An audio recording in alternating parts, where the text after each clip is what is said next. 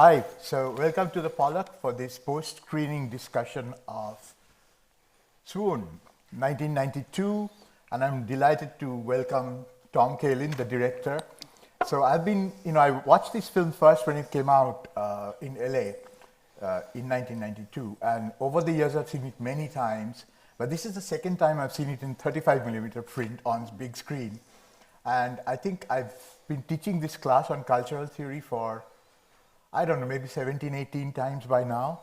And out of that, probably have shown this film consistently about 15 times.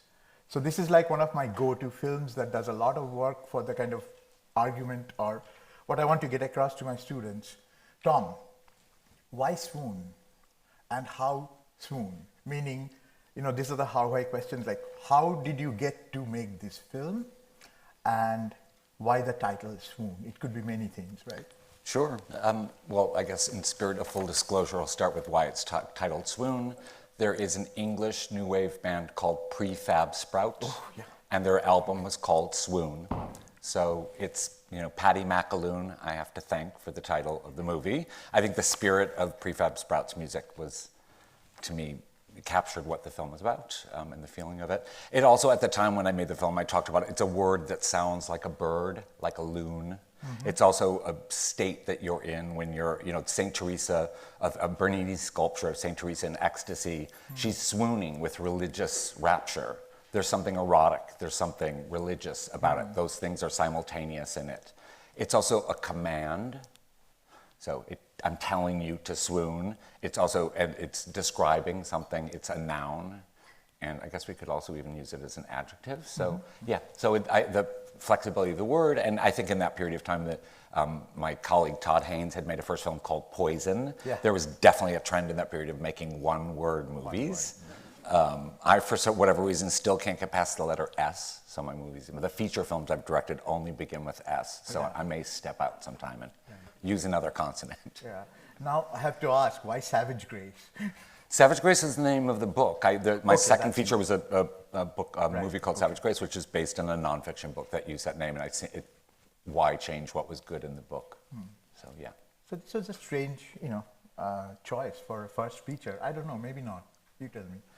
Well, I am the youngest of 11 children. I'm delighted, just to embarrass him slightly, to say that my nephew is here, the son of one of my brothers. And my father was born in 1917 and my mother was born in 1920. So my parents were alive when the Leopold and Loeb murders happened. My grandmother was born in the 19th century, as was my grandfather, and they were, I grew up in Chicago, the youngest of 11 children. My father worked in the juvenile justice and criminal justice system. So my father was the head of a thing called the St. Charles School for Boys in the 1950s, which is a reformatory school, and then he worked for a thing called the National Council on Crime and Delinquency in the 60s when I was born. And later in his career, he worked for the parole department at Stateville Penitentiary, which is actually the prison where Leopold and Loeb were kept. So in some way, I'm hanging out the family shingle and making this movie in a family that's done a social work and crime work. My grandmother was completely obsessed with crime, so there was like a scrapbook or material of lurid crimes from Chicago. And Leopold and Loeb were a kind of cautionary tale. So if you acted out as a child, they would say, you better be careful, Leopold and Loeb will pick you up. Wow. It may be unknown to this crowd, but the famous and irreverent comedian Lenny Bruce used to make jokes about Bobby Franks. I was also aware of that edge. Okay. So it's based on this famous murder story, 1920s, but Swoon is not a whodunit narrative at all. It's not whodunit. We know exactly who did it, and more or less how they did it. There's no mystery there. Now, why did it is not, it is also spelled out, but in their own words, right? So there's some room there for speculation, why they did it. The mystery that remains, that takes center stage, that has to do with the relationship of the two protagonists. Nathan and Dick, this shift in focus from the murder mystery angle to the intriguing dynamic between these two friends, who are also clearly a couple. From the first time I watched Swoon, I understood this narrational choice as a queer one. And queer not just in the obvious sense that it's about a pair of homosexuals, but it also because it pushes against normative ideas of homosexuality also. right? So the plot's focus confounds our expectations about the arc of the story, the genre, the motive for murder, all of those things. So tell us a bit about your thought process, how you came to these decisions, this shift away from the whodunit angle to the more relationship-oriented. Yeah, I love that question. That's wonderful. Well, I mean, I think that the backstory is just how I started was becoming aware of the crime itself and doing a little bit of reading. And of course, there's a cinematic history of this case. It's been fictionalized or put on screen twice, at least twice, in Alfred Hitchcock's movie Rope, which I was never an obsessed fan of, and also the movie directed by Richard Fleischer called Compulsion, which is based on a novel that is a very close simulation of the case. Instead of being called Richard and Nathan, they have other character names, but all the dynamics are similar. Those stories make the law-like figure who enters the narrative central. So when Jimmy Stewart enters the narrative, he becomes a kind of normative lens through which we see these characters, and we're never inside the obsessive relationship. We never get to feel what Nathan felt, get to feel what Richard felt. Once I looked at the movies, and there was a book by Hal Higdon called Crime of the Century, which was out in the world. For those of you who are filmmakers, I was making a movie based in fact. I couldn't afford to option the book, which is one way. Like when we made Savage Grace, we optioned a book, paid money in order to adapt it. So my starting point was to get the court transcript from the Chicago Historical Society and to read everything that had been said in the investigation leading up to the trial itself. Mm-hmm. I naively thought this would be a simple process and I would have a script quickly, but court transcripts are thousands of pages long, and it was microfilm at that stage, so I had to get the microfilm printed and reading it. The revelation is exactly the thing you're pointing to, which was when two people commit a murder and there are no witnesses, who actually wielded the chisel and who did not became a really central question about what exactly was going on between the two characters. How did the circulation of power work? What was going on? And the thing you hear Richard Loeb say in the interrogation, I was in the back seat. That's obviously a mistake. I was up in the front seat, is verbatim. That lie that he gives is verbatim in the court transcript. And I still remember reading hundreds of pages and getting to that moment and being like, there it is. He for sure is the person who did this thing. So yeah, I think that became the kind of then understanding that all of these questions of that their secret relationship was now in the blinding light of day. And they had different, but it wasn't open. There wasn't even the word homosexual to describe it. And on an unconscious level, of course, Nathan was getting what he wanted. When Richard says to him, if you could get pregnant, you would, wouldn't you? This idea of, how in a heterosexual relationship, a woman might entrap a man, that Richard understanding suddenly that Nathan unconsciously wants the relationship to be seen because it makes him visible, it makes them visible. Right. And that Richard didn't want that at all. Yeah. And that there's this tension between what the characters know and think and what the audience knows and thinks. And I make you be involved in that by tracking the two characters instead of tracking the investigator, instead of tracking the cop. And by making you track that, you're sharing a guilt. In storytelling, there's the idea of dramatic irony, that the audience shares a secret with the character. And by making you share a secret with the character, I have you halfway there. You're with them. And I guess the last thing is wanting to make, I remember very vividly seeing the movie by Kieslowski, which is part of the Decalogue, called A Short Film About Killing, which is a brutal film about a sort of senseless killing, first of a taxi driver who murders a stranger, and then the state killing this criminal, like two different killings. And the unflinching way the murder was shown in that movie, and the way that it put you really close to something that was really uncomfortable gave me some of the boldness I needed to tell this story. I'm going to get back to this again, but I want to first ask about your educational background, and by that I mean not just the formal education, but perhaps experiences that were formative to you. I mean, when you made this film, how old were you? We shot Swoon in 14 shooting days, by the way. So we shot for 10 shooting days in 1990. We waited for 8 months because you might have noticed in the prison scene that Richard Loeb does not get his head shaved while Nathan does. Wonder why? Because the actor was like, I'm not shaving my head on the shooting day. It had been in the script the entire time. So we then had to wait 8 months for his hair to grow back. and shoot. So some, like the murder is shot in 2 sequences. In the first 10 days, you see Bobby get into the car. And in the first production, I didn't shoot the murder well. So 8 months later, we shoot the second half of the scene where you see the kid dragged over and actually murdered. And there are a bunch of things, like all the courtroom scenes are shot late in the film. So in those last 4 shooting days. So there were production and practical reasons why the film got split in that way. So you're late 20s. Yes, and so it's 27 to 30. Basically, the movie comes out, I'm 30 in 1992 when it premieres at Sundance. I know this because we're the same age. Yes. So educational background. I come from the Chicago suburban area. I grew up in a town called Homewood. I went to a well-known, excellent high school called Homewood Flossmoor. I was an actor in high school quite ambitiously. I won awards for my acting, but I appeared very young when I was 18, and it was clear that my future would be playing like 16-year-olds until I was 22. So I stopped acting. I went to University of Illinois at Champaign-Urbana. I started in English literature. That didn't last very long, and I quickly got enrolled in the School of Arts, and I got a painting degree. I wasn't a skilled painter going in. Became a painter through the kind of lens of postmodernism, through content rather than form more. I started making photographic work there. I began to make large mural photography, sometimes room size. I would make photographs of wheat paste onto an entire wall in a room. Then I went to Chicago, School of the Art Institute of Chicago. My degree is in photography and video. And then in 1987, I came to New York City to attend the Whitney Museum's Independent Study Program. If you don't know about it, the Whitney, it's still a program that exists, very inexpensive. They have a curatorial studies program and a studio program. And at that time, it was literally $750 a semester. This is postgraduate.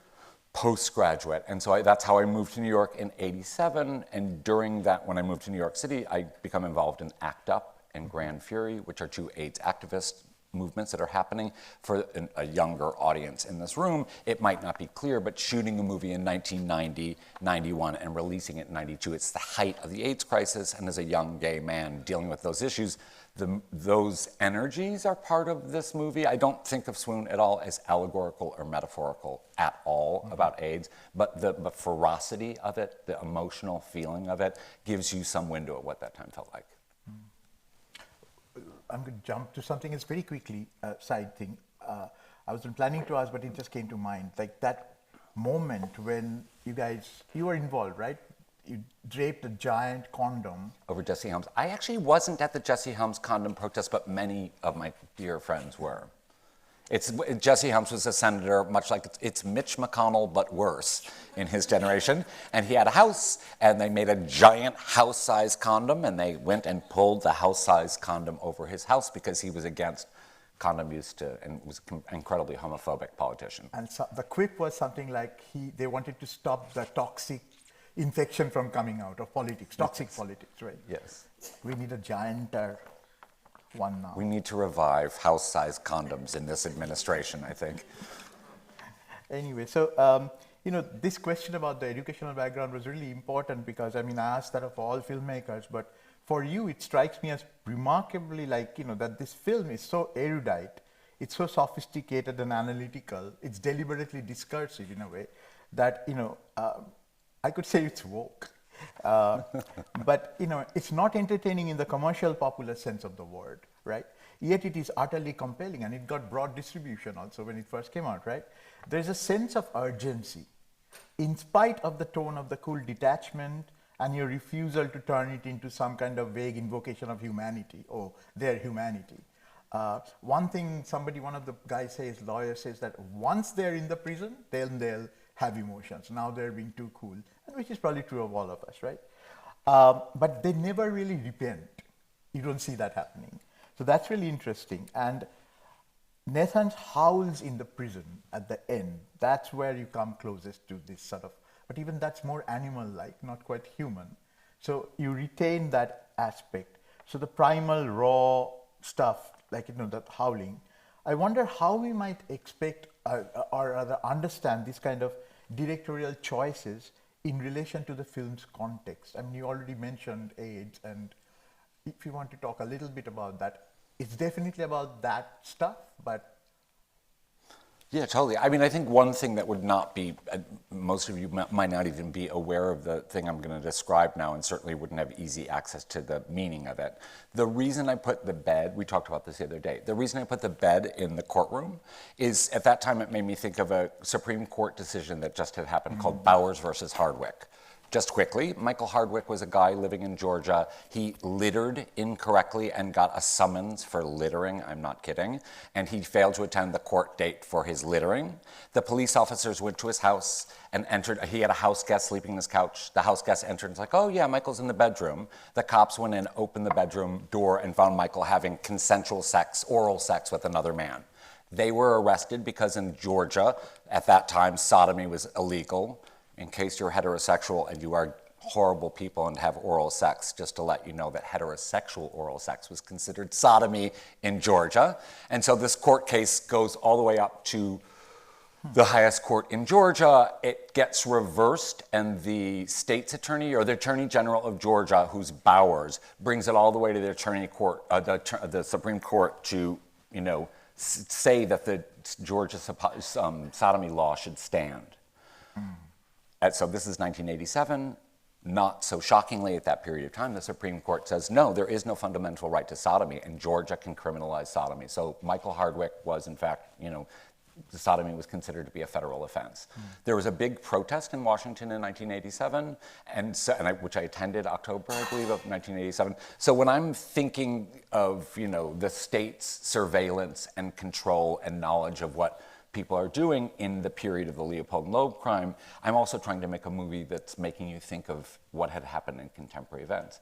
Surely the sharp-eyed viewer notices a remote on the bed or a push-button telephone at a train station. You notice the physical external props that I'm using are anachronistic. And those obviously are me being indebted to the amazing Derek Jarman, who directed many films and who I'm, really honestly copying. What you might not think about or notice in the movie is that I've cast a black female stenographer in 1924 in Chicago when there would never have been a black female stenographer.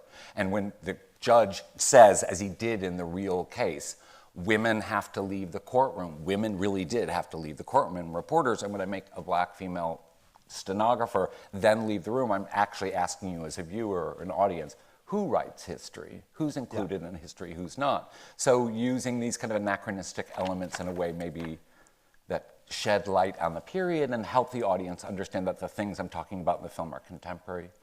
The last thing to say is just movies like Bonnie and Clyde, which I watched probably too young to be healthy, had huge impact on me because they helped me understand that you could make a movie about the 1930s, set in the 1930s, but really be commenting on what was happening in America during the 1960s.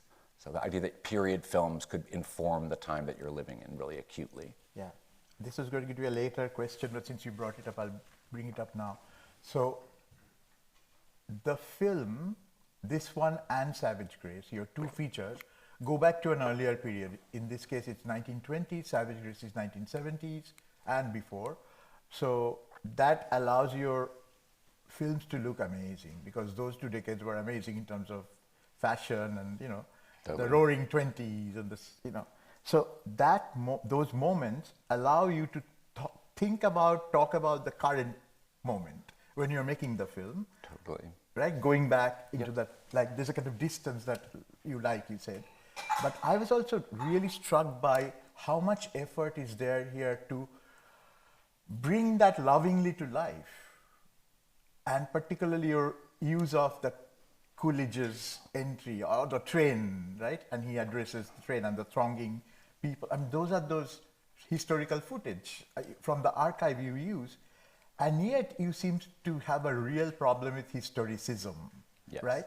Like the historicism being the idea that there's an ism of history that if you use certain tropes and like real evidentiary stuff from the era, then you've captured it fully and correctly, authentically. But you put in these anachronistic things to screw that up, to muddle up that kind of easy. But I also thought of, like the kind of genealogical understanding of history that Michel Foucault talks about following Nietzsche, right? That history is not just one master narrative that's linear with clear causal relationships between the various events, that is sort of universal, but it's much more messy and like fragmented, and sometimes we go forward, sometimes we go backwards. Yes. So there's no clear telos or objective. Yes.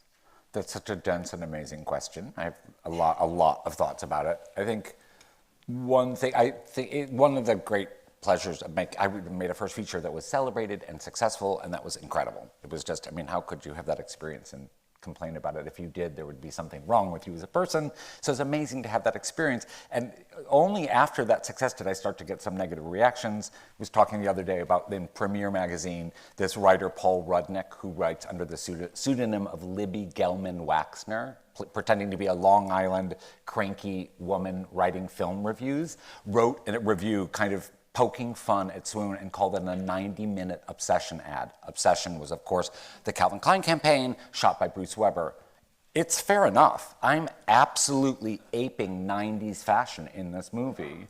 But of course, Bruce Weber is copying the photography of Herbert List, a German photographer from decades before. So this notion of, postmodern parody, or the notion of pastiche, or bringing something forward, or using something that comes from pop culture to hook a contemporary audience's eye, while at the same time anchoring it in something dissonant or anchored in period. Like I'm using real period language pretty consistently throughout the film, and language that I didn't always write, that I shaped, but I'm putting it in a mise en scène that feels contemporary and that uses things that fashion photographers do all the time, which is bend time and bend space. Yeah. So, and both Swoon and Savage Grace use fashion significantly as part of the narrative. I love to, I had been a painter in undergrad and my master's degree was in photography. I loved the idea of working in a second-class citizen format, that painting was important and photography was less so, and so there was more opportunity in the form that was less important. I like the idea of using things that are, so that's why I like making a genre film, because genre films are looked down on and are not considered to be important. But genre films also tell you in their form you're watching a film. You know you're watching a film. So I want you always to be watching the film and where you're watching a film. What I discovered I didn't really know I had ability for was in an old-fashioned way to grip an audience. Even though it's not a commercial film, parts of Swoon are quite gripping. And that was I realized, I have ability, and I think that ability comes from having been an actor and understanding story and performance in a way. And isn't Grand Fury also really influenced by graphic arts? You were saying absolutely, from the commercial world. Absolutely. And a lot of the people, Grand Fury was a visual collective within ACT UP that made graphic material and worked primarily from 1988 to 96. Yeah, and I think in terms of the other stuff, I went to art school at a period of time where we read Foucault, where we read Derrida, where I read, both, Baudrillard and Judith Butler, et cetera. Well, Judith Butler comes later.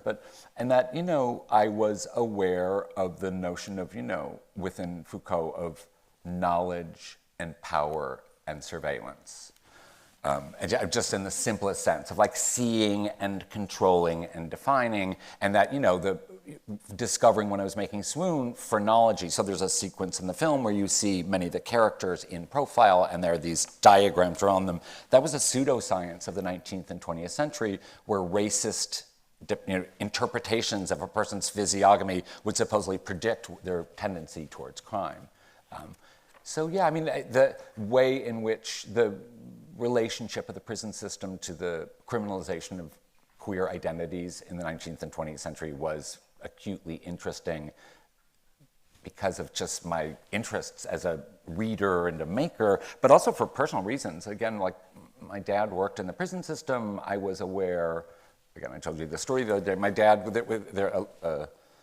a young juvenile delinquent who had committed a felony at 16. My father gave counseling to from 16 to 18, and this guy turned his life around. My father didn't see him for decades. The man wrote a letter to the Chicago newspaper saying, this young Catholic social worker helped change my life, and I would love to find in contact. So one day, this is when I'm probably 10, this man comes to our house, and I'm like, oh my God, my dad is famous. What is this? And the notion that you would, just the idea that what a criminal was, and that you could be reformed, and that what the work of that was, and what the defining a criminal intrigued me very young. So yeah, I think it's rooted in things that I built on later studying, but that were in my kind of immediate environment.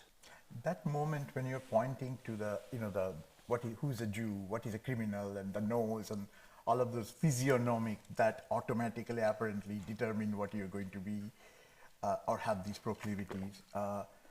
There was this moment, right? Like a lot of films were sort of filmmakers were not a lot. Some of them were doing that. Can you think of any other? Like I remember only Superstar, Karen Carpenter's story. There's that moment with the anorexia, bulimia, but yes. Well, I think there's a kind of Edward II. I mean, I think of that using sort of essay film technique in a traditional narrative movie, and there are a lot of movies that we watch that were influential, like, you know, I mean, so many movies, like, you know, The Gleaners and I by, you know, Agnes Varda, or obviously, you know, Chris Marker's entire body of work, et cetera. And those were movies I watched as a graduate student and, you know, at that time. So the idea of, and also just the, you know, notion of postmodern disruption of either the picture plane or like colliding different surfaces together. At the same time, I was discovering it's, you know, we now live in a world where you could see a Warhol film easily or a Cocteau film easily or a Genet film easily, and you couldn't then. So I knew the Cocteau films incredibly well, but it was very close to the making of Swoon that I saw Un Chant d'Amour the first time. And I was like, oh my God. So, you know, or the same thing like Derek Jarman, to see one of those movies as a special event, you had to wait for movies to come to a theater and be theatrically released. You didn't have streaming and DVDs and all the easy access, so you'd rely on remembering or even misremembering a movie. No, but I mean, you paid definitely more attention to the film as you're watching it, and it was more memorable in that sense. For sure. It was a memorable experience. Yeah, absolutely. Yeah. So,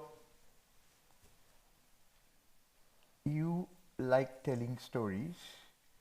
Now, we talked about all this.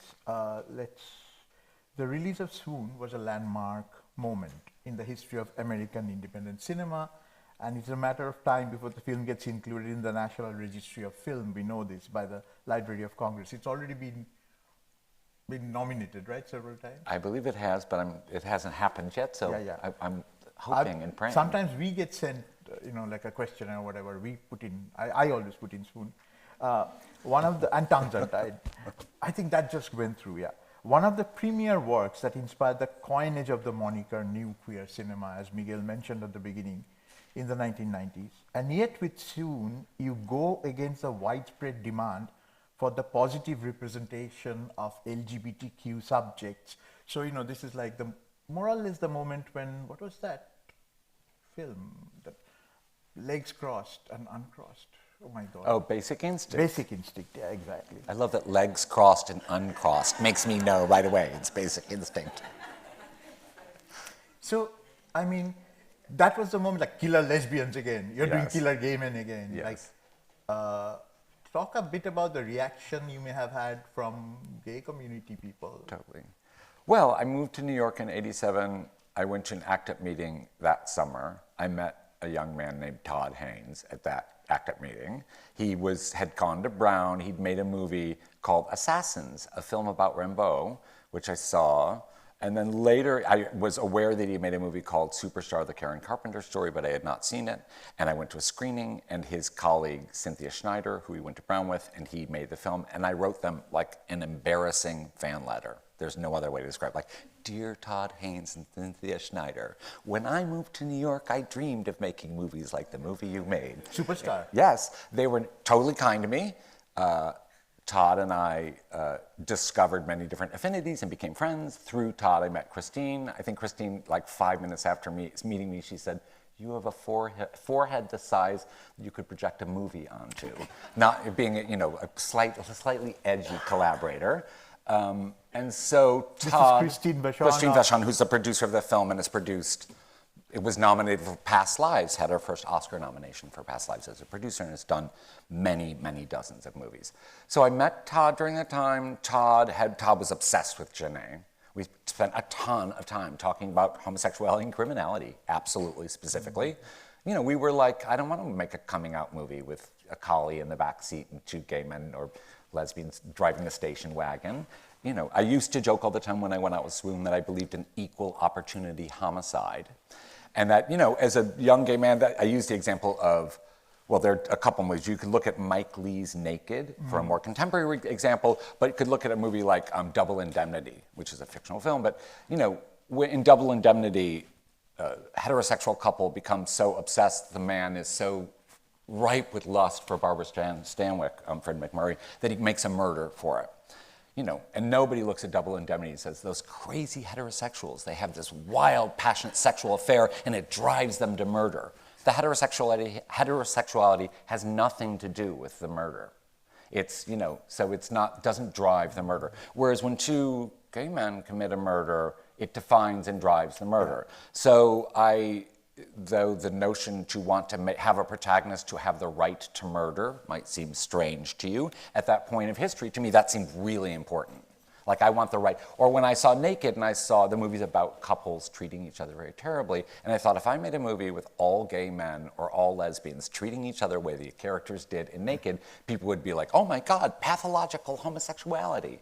So I wanted the liberty to do what others had done for a long time before, and felt like that was an important turning point storytelling-wise, and feel like, you know, it's the idea that you don't always have to accommodate. Sometimes you can confront. And I was living in a period of time when Ronald Reagan wouldn't say the word AIDS out loud, so it felt like the time to confront. I didn't know Greg Araki before I went to Sundance in 1992, and he showed The Living End. I was aware, I had seen 3 Bewildered People in the Night, but I did not know his work beyond that. Or I didn't know Christopher Munch, who had the movie The Hours and the Times. Yeah. So, you know, I like kind of got dropped into a community of people. Derek Jarman premiered Edward II, or showed, not premiered, Edward II at Sundance, and I had already seen everything he'd made, and that really blew my mind. And I also met Derek Jarman, who embraced me and was kind and, you know, helpful. So, wow. Yeah. Mm-hmm. So, I mean, yeah, Living End was something that was coming to mind, because Poison, your Swoon, Living End, these films were definitely not the crowd-pleasing in Castro Street films. Totally. And they kind of refused an easy identity politics where somehow gay had to be positive. And you guys are also showing that to be gay or queer means a lot of things. Like, that identity itself is very unstable and full of fractures. So I guess that was the new queer in the new queer cinema moniker. Yeah. Yeah. I also think, like you see in the movie, the fact of trans people and drag queens, as we would call them, and they call themselves during that time, in my social life, in my nightclubbing life, and they also occupied my consciousness in ways I didn't quite understand yet. You know, Butler's first writings were appearing, and other work around gender was appearing, and I was beginning to understand that there was a kind of complexity around the way that sexual identity and gender intersected. Leopold and Loeb had no drag queen friends that I'm aware of, so all of that stuff I'm showing in the movie is completely a fictionalized element. Right, right. So you are sort of projecting, in a way, from the 20s. Although who knows what happened in the 20s? Yeah, who knows? Yeah. Weimar we know, but not USA.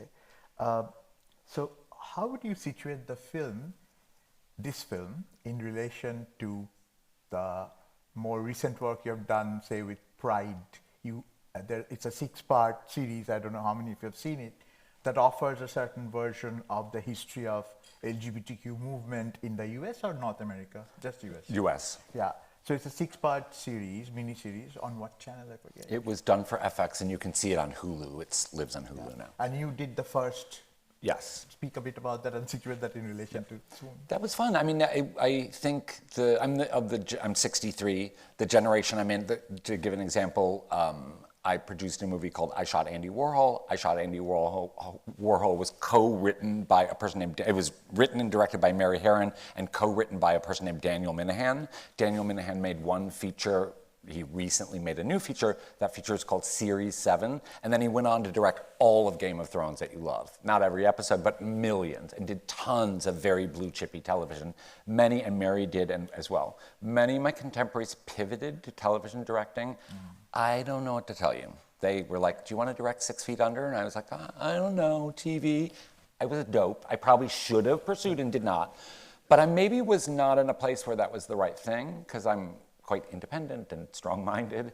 So it was fun to do an episode for television much later that was done right before COVID happened, because I was amenable to the idea in television, I didn't have final cut, and there's many, many opinions that come in, and also that you have to work with them to define what you want.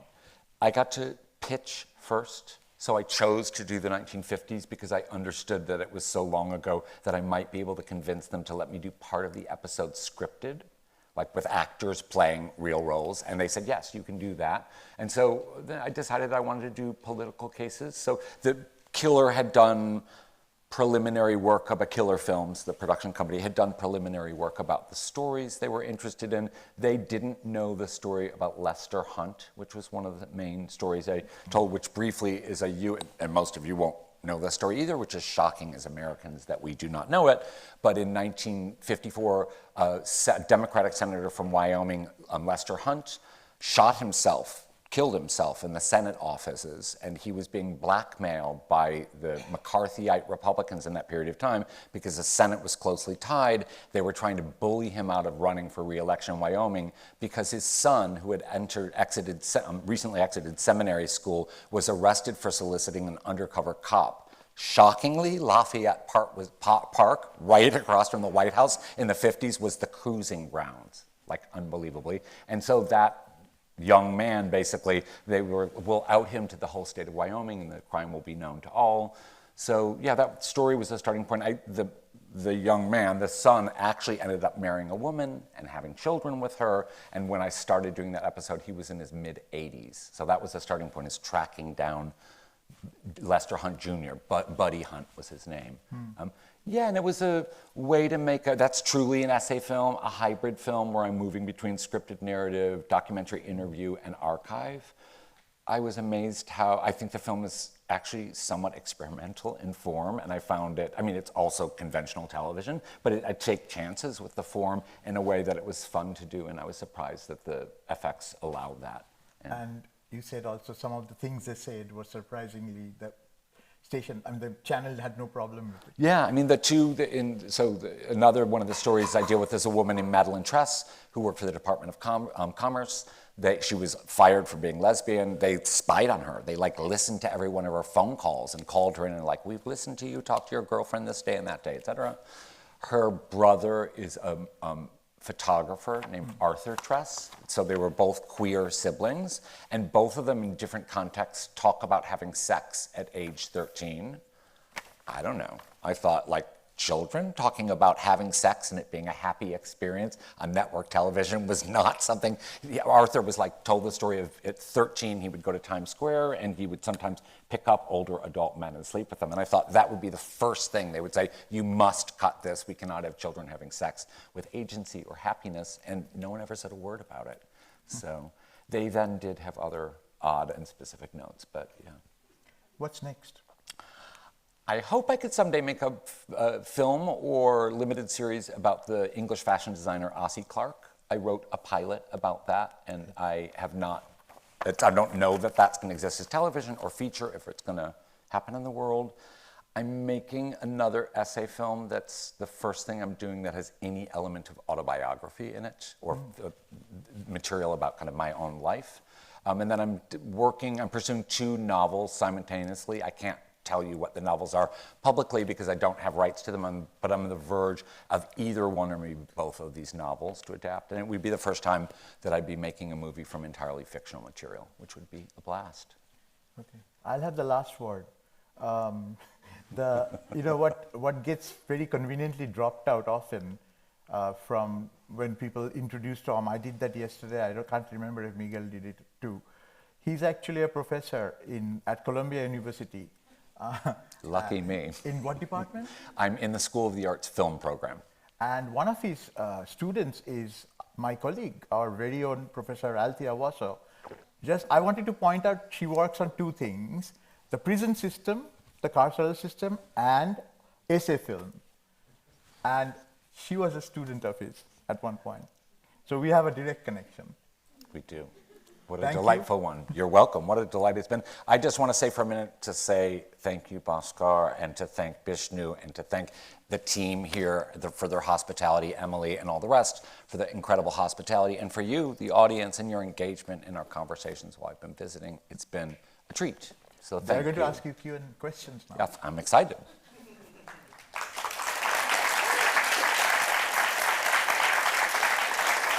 So, okay, students, ask intelligent and impressive questions so that, I can gloat.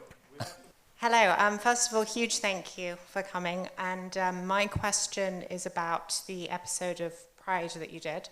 Could you talk more about the experimental elements of that episode, particularly the scenes with the senator as he's sort of ominously walking from the elevator to kill himself?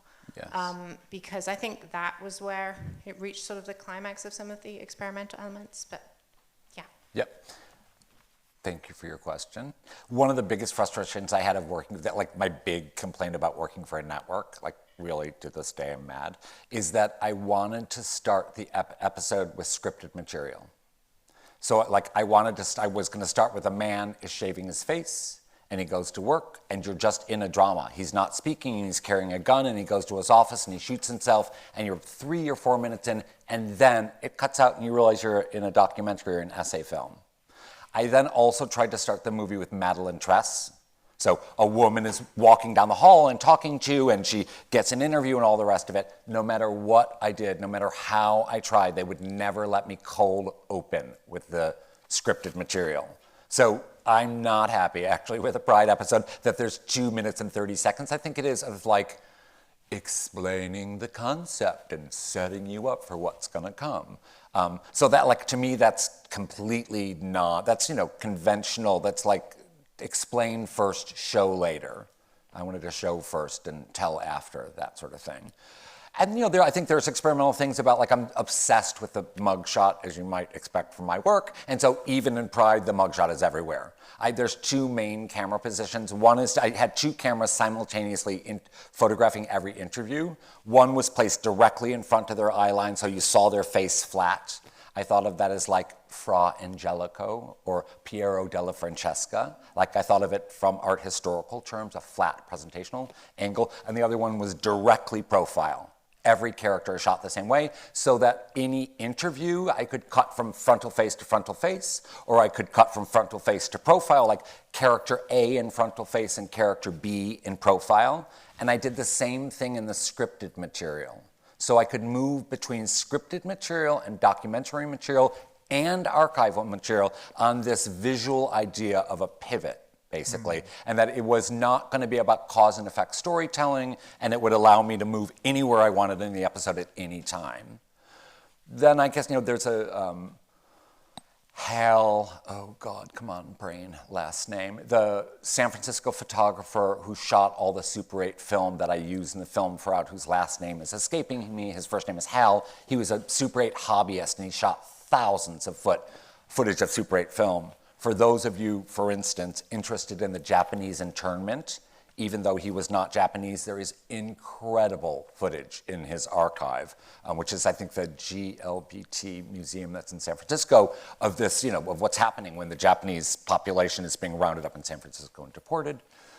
And that archival footage was captured. I mainly used what showed this marriage he had with a younger man, a long relationship.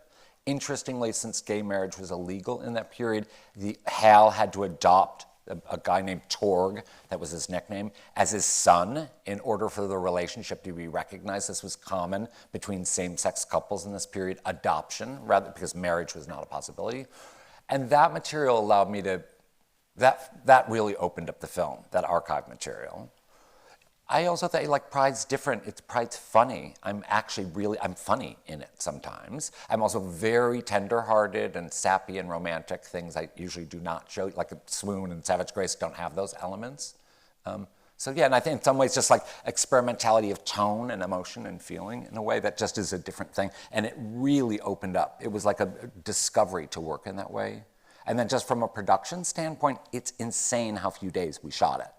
It's 4 shooting days of documentary and 2 scripted days. 6 shooting days, that entire episode and archival material.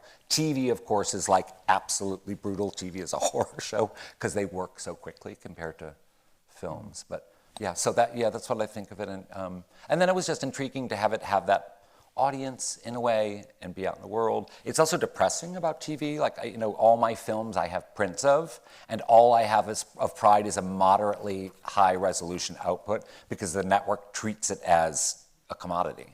So I have absolutely no ownership in the thing that I did. Hi, yeah, going back to Swoon, I was really interested in the visual style of the film, especially how there was a sort of balance between some scenes which looked very naturalistic and realistic and immersive, and then others that felt they had a kind of dreamlike quality. And I was just curious, what were some of your visual influences when it came to crafting the film? Totally. An influence I don't really talk a ton about, but is very big, is the movie by Robert Bresson called Pickpocket. Both in terms of several ways. One, I don't know if you know the movie, but it's an incredible movie from 1959 directed by a French director named Robert Bresson that follows the action of a pickpocket, and you follow him very closely. It uses voiceover in an intriguing way. You could go and watch the Paul Schrader movie American Gigolo, which shockingly is a remake of Pickpocket. I'm not kidding. Ask Paul Schrader. He will confirm this for you. So that movie had a big influence space, like the visual poetry of the use of black and white, the movement of it, the fluidity of cut to cut, the kind of dynamic staging of it, the fact that it puts the burden of interpretation on the audience. It's up to you to decide what's wrong with Nathan and Richard. What do you think? I'm not going to tell you what to think. I'm going to put that interpretive moral burden into your lap. There's a movie by Joseph Lewis called Gun Crazy from 1950. It's a low-budget film noir movie shot very quickly. It stars John Dahl and Peggy Cummins. John Dahl was a gay man working in Hollywood at the time. John Dahl also appears as one of the half of the couple in Rope. I was obsessed a little bit with these 50s actors that were gay men. Farley Granger is another one of these actors who's gay, playing mainly straight roles, but was closeted. And in Gun Crazy, I'm ripping it off left and right. So like, embarrass me, let's show it. So all the driving scene around the dead body in the car, I'm copying Gun Crazy. Don't get me in trouble with the Hitchcock estate. I guess I probably shouldn't say it aloud, but I will. Maybe they'll come after me now. The first lines of dialogue that Nathan and Richard say to each other, not the first lines in the movie overall, but the bed scene when they kiss each other, how's your leg? Hurts a little. And your stomach, empty as a football, is what Jimmy Stewart and Grace Kelly say to each other in Rear Window. So I'm quoting intentionally dialogue from other movies and burying it inside the film. The film was supposed to have rope and compulsion shown on a television set. That's why there's actually a remote in the bed. And I shot that footage, but I couldn't afford to license it. And then, like I talked about a short film about killing, nothing formally, but the brutality and I was like, he was not screwing around. And he was going to, the movie was going to grab you completely and not be scared of it. Bonnie and Clyde and other, amorphu, mad couple movies, but especially a period movie that was helping us understand both the earlier period and the period that the time was made within. So yeah, those are a few things. Can I slip in a quick question? Yeah. Can you think of one instance where the limited budget forced you to do something that had amazing effect? Oh God, all the time. I mean, all over the place. There is a scene where I'm doing an interrogation, and all the detectives are interrogating the two boys. Mm-hmm. And that's done with all the actors are standing in the room, and they all sit in the same chair, and it's in front of a white wall. And the cinematographer is just panning through the white wall, and panning through the white wall, and whip panning into the white wall, and zip-hop zooming into the white wall, and the other actors are standing there, and everybody's looking directly into the lens, so that each cut could work cut to cut, because they're all seeing each other.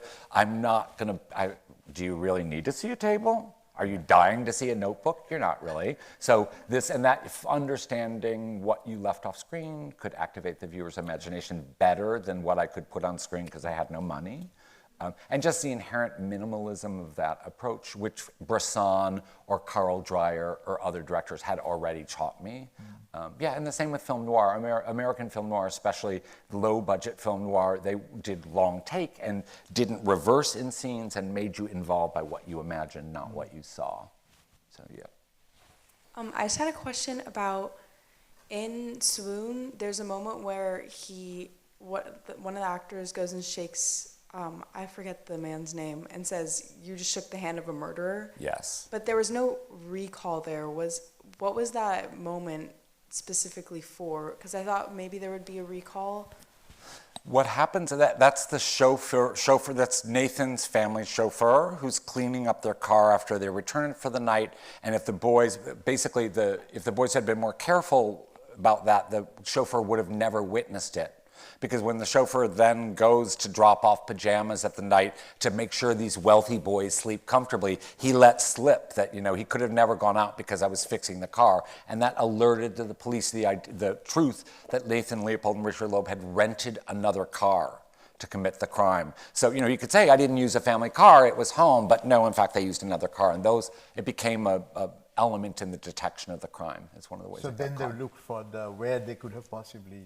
Exactly. That was one of the elements of the stutter. The other was just that this pair of glasses that was found at the place that Nathan frequently went birding had a hinge on the side that literally only 3 pairs had been sold in the city of Chicago. I don't get into that granular level in the movie, but that's what it was. There were literally 3 pairs. And so they went to knock on the first place, the person's wearing them. They went to knock on the second place, the person's wearing them. They went to knock on Nathan's place, and he's like, oh, I've lost them, and I don't know where they are.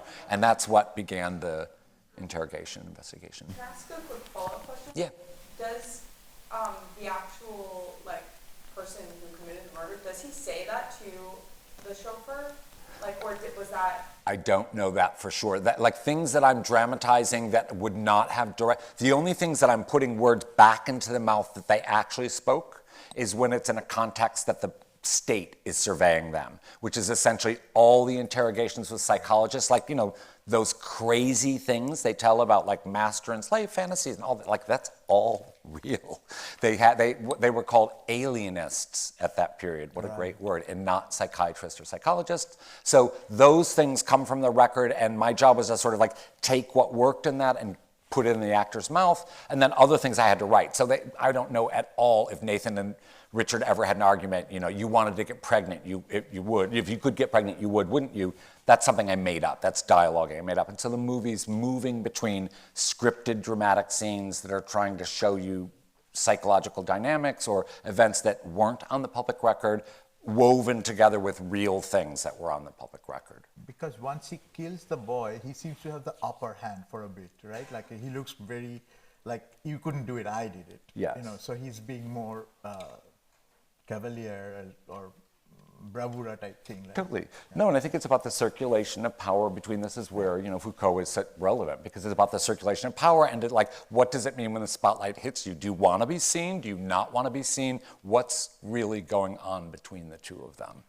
Also, the Foucault is also important, the repressive hypothesis that he has about the Victorian period, precisely the period that's prudish, when people can't do this, can't do that, but they cannot shut up talking about sex, right? Exactly. So that's the productivity of repression. And we see that here with the way that the radio jockey starts fantasizing about the black man and his sexuality. Exactly. I mean, totally unnecessary and totally not even there. Yeah. But they have to go there, right? Exactly. Okay, so we are closing down. Thank you so much for coming. Thank you, Bhaskar. Thank you so much. What a delight, Bhaskar. Really so fun. Thank you, guys. I've been wanting to bring him here for I don't know how many years, but I'm glad that it worked out. And what a delight it has been. Thanks. Thank you so much. Good night. Good night, thank you. So fun.